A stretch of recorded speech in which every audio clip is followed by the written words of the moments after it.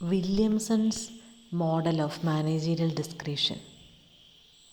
Williamson, after research, has found out that managers have the discretion in pursuing their own goals or policies that might satisfy their own utility rather than maximization of profit,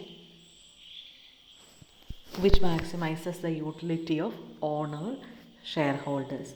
So every manager will definitely try to maximize his own benefit rather than profit maximization. So the profit act as a constraint to the managerial behavior. Managerial utility function include the various aspects that a manager may get from being in employment, that is salary, security, power, status, prestige, or even professional excellence. Salary is the only one which is measurable out of the above given or the said or discussed variables, that is salary, security, power, status, prestige, professional excellence. Salary is the only one that is measurable. The others are non-pecuniary, and if they are to be operational, they must be expressed in terms of other variables with which they are connected. In particular, staff expenditure, the funds available for discretionary investment, these expenditures are a source of security and reflect the power, status, prestige, and professional achievements of the managers. Staff increase are certain extent relevant to promotion, since they increase the range of activity and control the managers over resources.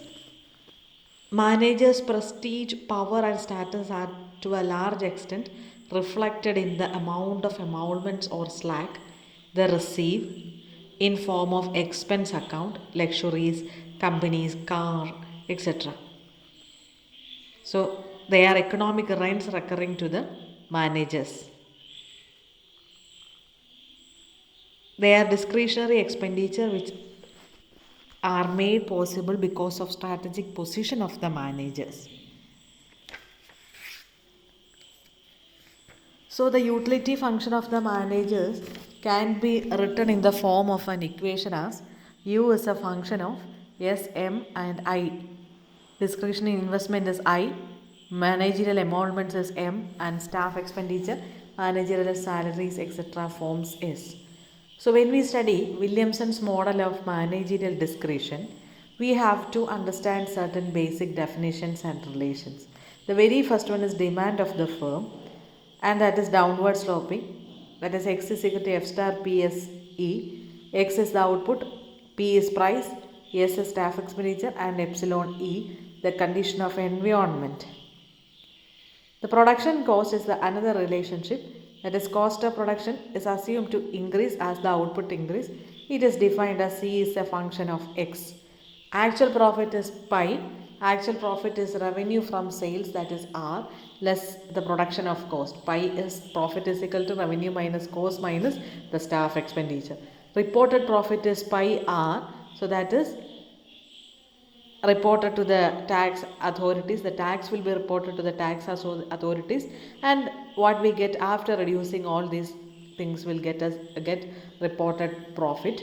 Minimum profit is pi 0. This is the amount of profit after tax which is required for an acceptable dividend for policy shareholders. So this is the equation for that. Then discretionary investment is ID. Discretionary investment is the amount left from the reported profit after subtracting the minimum profit pi 0 and the tax t.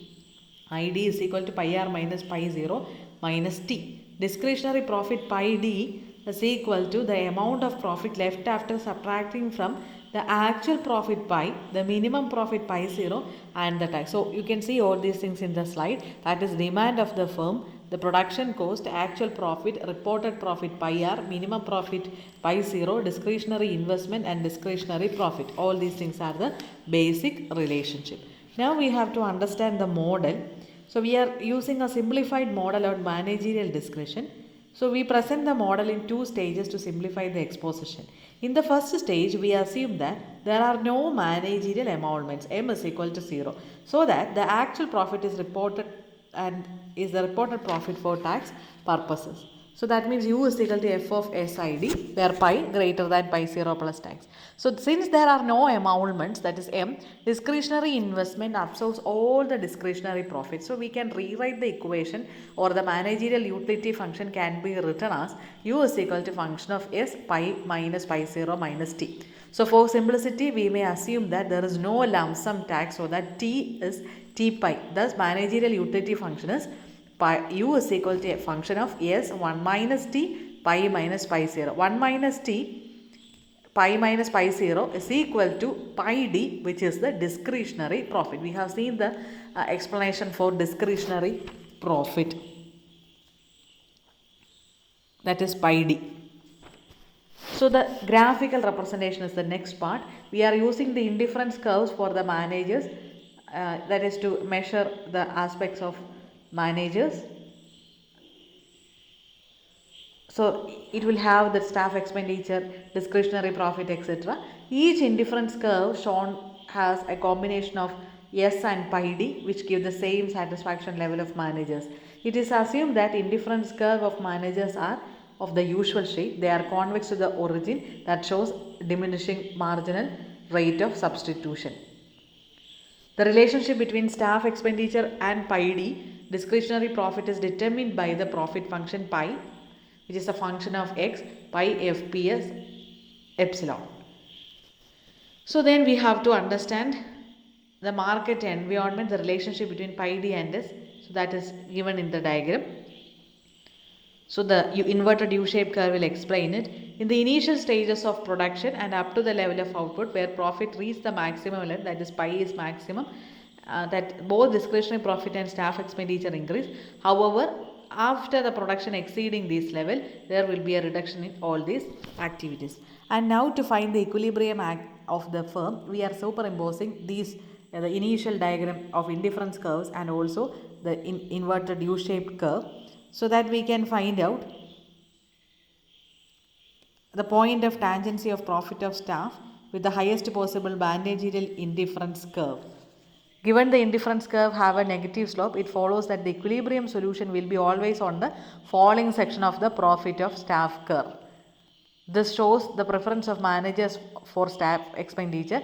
So in Williamson's model, the staff expenditure S star will be greater than the profit maximizer. Williamson also implies that higher the output, lower price and lower level of profit than the profit maximization model. So these are the various aspects that Williamson have suggested. So the equilibrium point shows where the maximization takes place.